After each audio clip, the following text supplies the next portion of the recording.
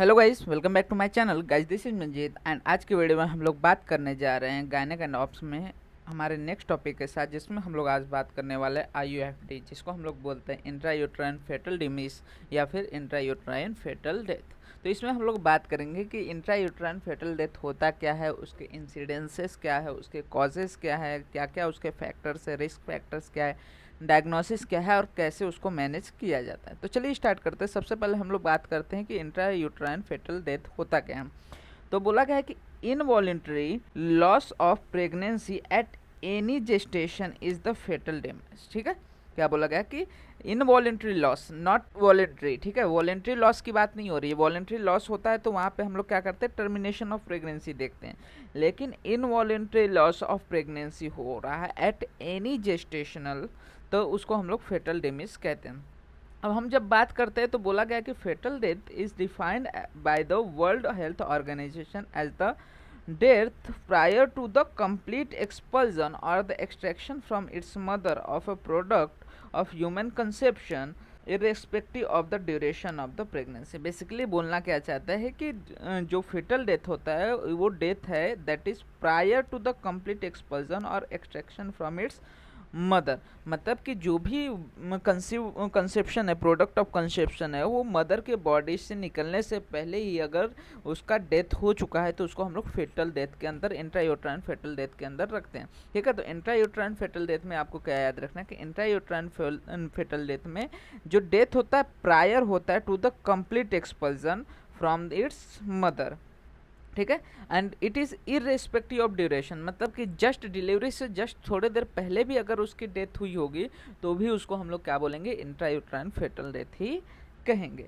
आगे बात करते तो बोला गया है कि the death is indicated by the fact that after such expulsion और extraction the foetus does not breathe और show any other evidence of life such as beating of the heart, pulsation of the umbilical cord or the definite movement of the voluntary muscle। तो basically क्या क्या चीज़ें यहाँ पे बोला गया है कि एक डेथ कब हम लोग बोलेंगे, जब जो एक्सपल्जन हुआ है या जो प्रोडक्ट ऑफ एक्सपल्जन है वो एक बार फिटस बाहर निकलेगा तो फिटस ना तो ब्रीथ करेगा या कोई भी साइन लाइफ का शो नहीं करेगा, कोई भी एविडेंस शो नहीं करेगा। जैसे कि ना तो उसका हार्ट बीट करेगा, ना ही उसके अम्बिलिकल कॉर्ड में पल्सेशन फील होगा, न ही उसके जो वॉलंटरी मसल्स है उसमें मोशन रहेंगे। तो ऐसे कंडीशन में उसको हम लोग इंट्रायूट्राइन फेटल डेथ कंसिडर कर सकते हैं।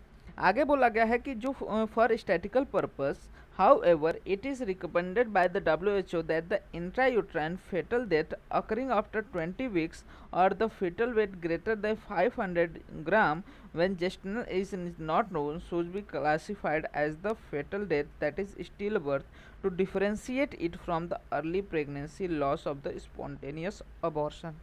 तो यहाँ पे जो WHO है ना, उन्होंने इंट्रायूट्राइन फेटल डेथ को और ज़्यादा अच्छे से सिंप्लीफाई करने के लिए क्या बोला गया है कि फेटल डेथ जो हो रहा है अगर 20 हफ्ते के बाद, 20 वीक्स के बाद, या फिर जब फीटस का वेट 500 ग्राम से ज़्यादा रहे, ऐसे कंडीशन में जब उसका डेथ होता है तो उसको हमें कंसिडर करना चाहिए इंट्रायूट्राइन फेटल डेथ। तो अभी तक बस आपको इतना याद रखना है कि इंट्रायूट्राइन फेटल डेथ क्या है, कि it is the death of the foetus prior to the complete expulsion और the extraction from its mother irrespective of the duration of pregnancy.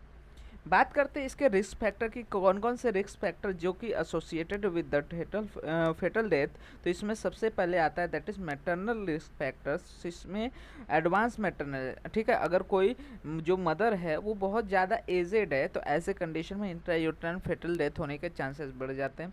In case of the obesity, black race womens में ज़्यादा देखने को मिलता है। लो socio economic status में, लो educational status की वजह से, एंड स्मोकिंग, ये जो फैक्टर्स है मदर के फैक्टर्स है जिसकी वजह से इंट्रायूट्राइन फेटल डेथ हो सकता है।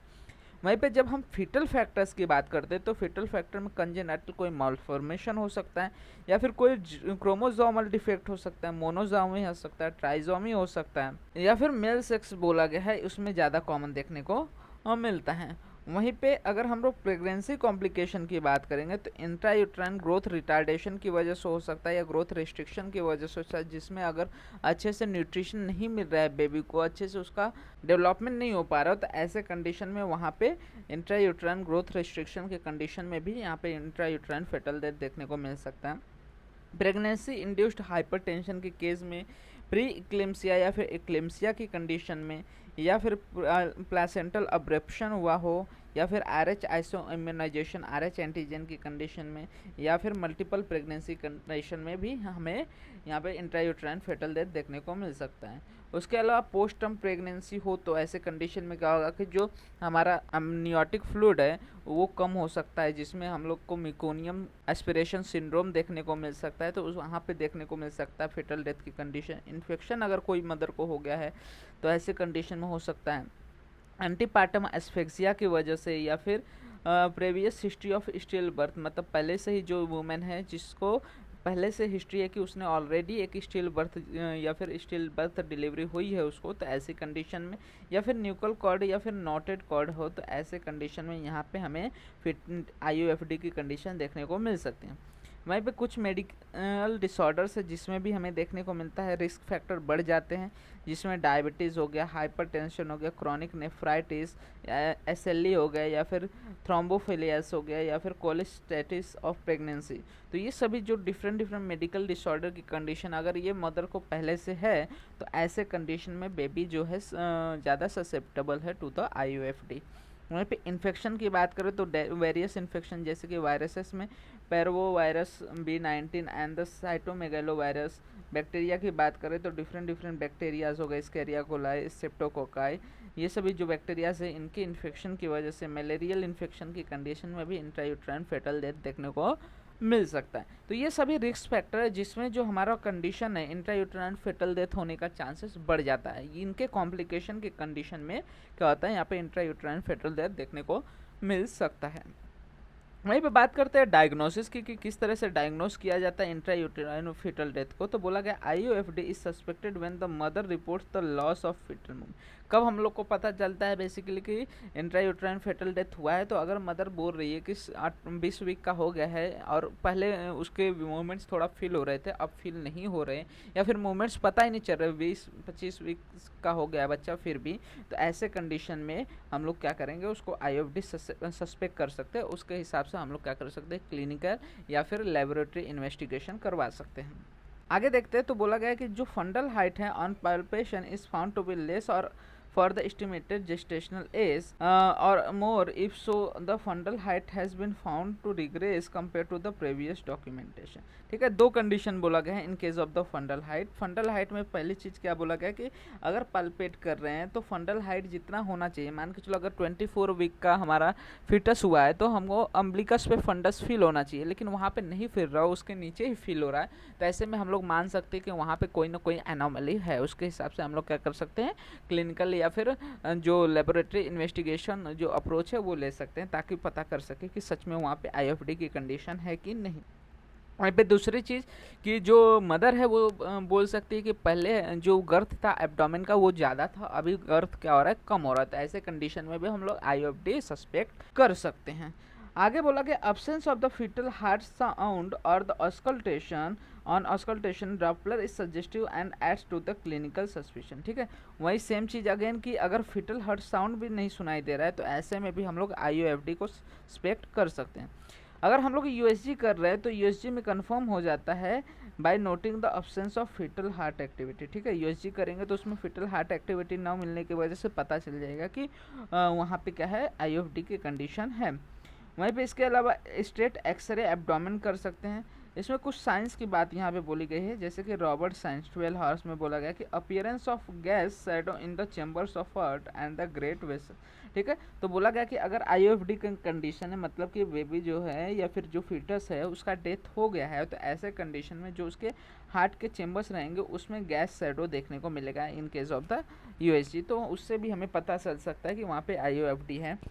या फिर बॉल साइन बोला गया है जिसमें hyper flexion of the spine देखने को मिलता है, crowding of the ribs shadow, या फिर स्पेल्डिंग साइन बोला गया है जो कि 1 हफ्ते बाद दिखता है। मतलब कि IUFD मतलब जो फिटस उसका डेथ हुआ उसके 1 हफ्ते बाद हमें ये देखने को मिलता है। इसमें क्या रहेगा, irregular overlapping of cranial bones on one another and now X-ray abdomen is rarely done. ठीक है, ये सभी कभी देखते थे हम लोग, एक्सरे या फिर मोस्टली एक्सरे में देखते थे, लेकिन अभी एक्सरे हम लोग उतना करते नहीं है। तो ESG में हम लोग जब करेंगे USG तो हमें क्या पता चलेगा कि फीटल जो हार्ट एक्टिविटी वो नहीं है, तो ऐसे कंडीशन में हम लोग IUFD एक्सपेक्ट कर सकते हैं। तो इस तरह से हम लोग ने देख लिया अभी तक क्या क्या कि आईओएफडी होता क्या है। तो आईओएफडी का डेफिनेशन देख लिया, उसके रिस्क फैक्टर देख लिए, उसके डायग्नोसिस देख लिया। अब हम लोग बात करते हैं इसके मैनेजमेंट की बात। तो बोला गया spontaneous labour usually ensures after the intrauterine fetal death in 80 to 90% women within the 2 weeks. ठीक है, अगर एक बार क्या पता चल गया कि इंट्रायूट्राइन फेटल डेथ की कंडीशन है तो ऐसे में 80 to 90% जो वुमेन्स है उसमें तुरंत विद इन द 2 वीक्स हमें क्या करना चाहिए, स्पॉन्टेनियस लेबर करा के जो भी प्रोडक्ट ऑफ कंसेप्शन है उसको बाहर निकाल देना चाहिए। तो बोला गया in those that do not go into labour there is a risk also quite rare of hypofibrinogemia and consumptive coagulopathy. It does usually occur prior to 3 to 4 weeks of the retention of the dead fetus, and the risk increases in case with the maternal sepsis, placental abruption and the preeclampsia, and the infection is a risk if membranes are rupture. ठीक है, तो बोला गया है कि basically कि normally क्या होना चाहिए 80 to 90% में with in the 2 weeks labour spontaneous labour जो होता है वो फेटल डेथ इंश्योर कर देता है, वहाँ से निकाल देता है।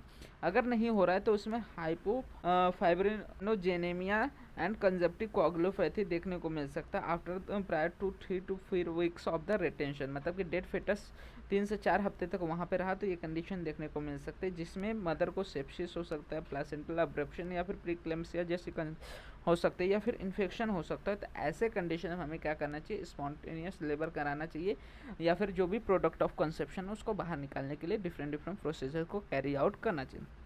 तो पहले चीज़ क्या है कि स्पॉन्टेनियस लेबर के थ्रू अपने आप वो निकल सकता है। दूसरी चीज़ क्या है कि हम लोग को इंडक्शन ऑफ लेबर करना सकता है। तो इसमें क्या बोला गया कि labour can be induced by the oxytocin infusion in the titrating doses when the cervix is unfavorable or in pregnancies removed from the term prostaglandins are generally more effective than the oxytocin alone। ठीक है, क्या बोला गया है कि हम लोग क्या कर सकते हैं, लेबर इंड्यूस कर सकते हैं जिसमें हम लोग ऑक्सीटोसिन दे सकते हैं। लेकिन यह ऑक्सीटोसिन हम लोग मोस्टली कब यूज़ करते हैं, जबकि प्रेगनेंसी टर्म के आसपास में है, तो ऐसे में ऑक्सीटोसिन क्या होगा, मदद करेगा। लेकिन अगर सर्विक्स अनफेवरेबल मतलब कि हम लोग अभी प्रेगनेंसी के आसपास में नहीं है, मतलब कि टर्म के आसपास नहीं है, 37 वीक्स के आसपास नहीं है, प्रेगनेंसी बहुत पहले है, तो ऐसे में ऑक्सीटोसिन ना यूज़ करके किसका, प्रोस्टाग्लैंडिन्स का यूज़ करने के लिए बोला गया है। अब प्रोस्टाग्लैंडिन्स बोला गया है कि E2 F2 alpha are more and more recently misoprostol and the synthetic even analog have all been used for the induction of labor। तो ये डिफरेंट प्रोस्टाग्लैंडिन्स बताए गए, जैसे प्रोस्टाग्लैंडिन E2 हो गया, F2 अल्फा हो गया और मेजोप्रोस्टॉल, जो कि ये सब क्या करेंगे, वहाँ पे यूट्राइन कॉन्ट्रैक्शन कॉज करके लेबर इंडक्शन करके वहाँ पे साथ ही साथ जो अनफेवरेबिलिटी है सर्विक्स को उसको फेवरेबल कंडीशन प्रोवाइड करके बेसिकली लेबर कॉज करेंगे और तो जो हमारा प्रोडक्ट ऑफ कंसेप्शन है उसको बाहर निकालने में मदद करेंगे। तो ये सारी चीज़ें हम लोग कर सकते हैं in the intrauterine fetal death.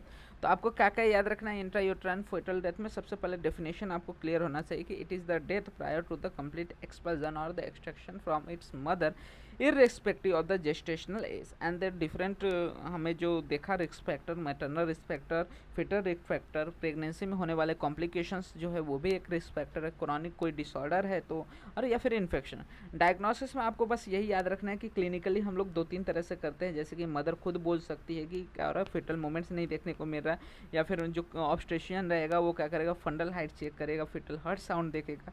वहीं पे लेबोरेटरी इन्वेस्टिगेशन में हम लोग अल्ट्रासोनोग्राफी कर सकते हैं। और मैनेजमेंट में 2 तरह से हो सकता है कि स्पॉन्टेनियस लेबर आ जाए विद इन द 2 वीक्स, तो ऐसे में अपने आप क्या होगा, निकल जाएगा, नहीं तो डिफरेंट सेप्टिसेमिया जैसी कंडीशन अगर हो सकती है तो उस कंडीशन में हमें क्या करना चाहिए, लेबर को इंड्यूस कराना चाहिए with the help of the oxytocin और द प्रोस्टाग्लैंडिन। अगर ऑक्सीटोसिन यूज़ कर रहे हैं in case of the favourable cervix, अगर सर्विक्स फेवरेबल नहीं है तो ऐसे कंडीशन में प्रोस्टाग्लैंडिस जो कि दोनों फेवरेबिलिटी भी प्रोवाइड करेंगे साथ ही साथ कॉन्ट्रैक्शन भी कॉज करेंगे। इस तरह से हम लोग क्या करते हैं, मैनेज करते हैं IUFD को।